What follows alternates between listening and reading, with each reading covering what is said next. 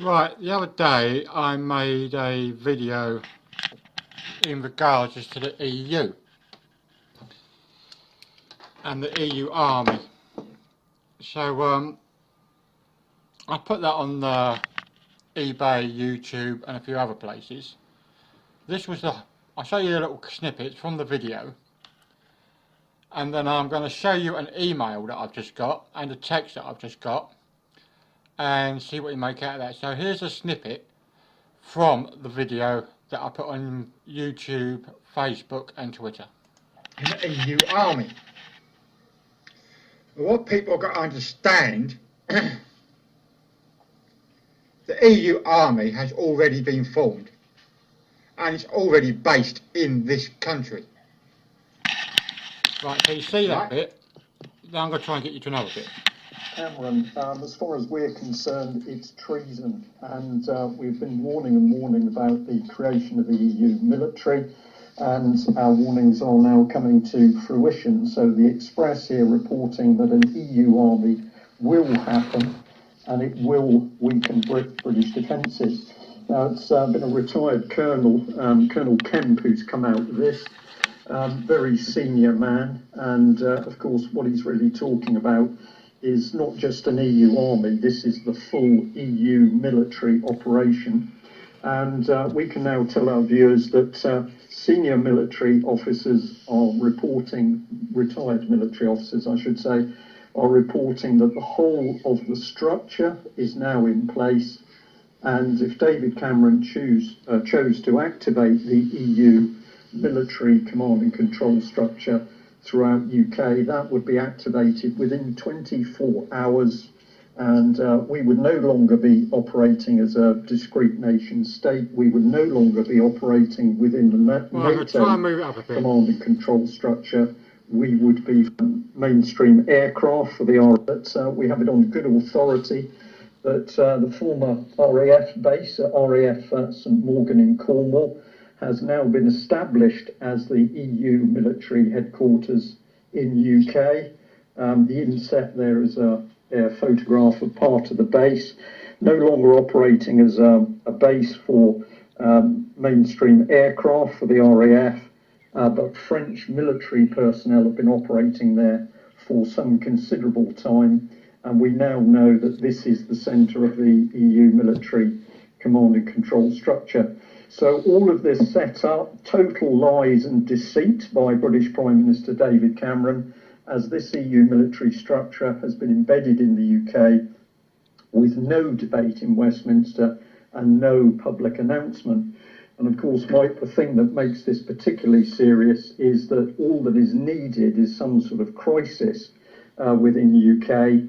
And we've now, James Clapper, he was asked if clandestine ISIS cells, such as those in Brussels, exist in England, and he said, yes, they do.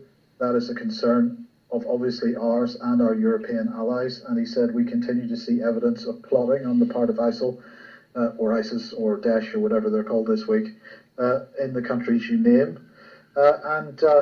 Well, of course, David Cameron is helping create this perpetual enemy that we're going to face, because he has just given £2 billion, or he has arranged for £2 billion to go to the EU to help Turkey, Serbia and Albania join the European Union.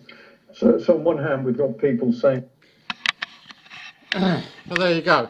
And I've just had a message here from Daily Mail Online. EU Army on the march in Britain. Secret war games with 2,000 troops in Britain. But you've just seen that. There's an EU army base in Cornwall full of French troops and armaments. I will try and show you this message the best I can. Okay, so please bear with me.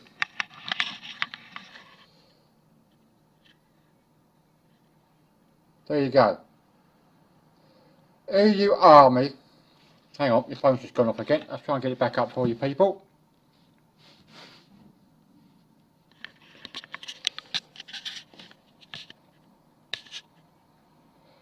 EU Army on the march in Britain. Secret war games with 2,000 troops. The Daily Mail. Right, I've only just this second got that. So what we've got the EU Army, Secret War Games in Britain. So we've got that. Throughout UK, that would be activated RAF. So we've got this. French military personnel have been operating there. The RAF base at RAF St Morgan in Cornwall has now been established as the EU military headquarters. So you've got St Morgan RAF base in Cornwall, full of French troops, is now been established as an EU army base. And on top of that, you get that. EU Army on march in Britain, Secret War Games with 2,000 troops. Well, we now know that the troops in the EU Army base at St Morgan's are French troops. Now work that one out. David Cameron has set this EU Army up without any debate in the Parliament or anything like that.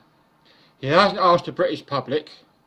He's just gone ahead and done it all behind closed doors, all in secret.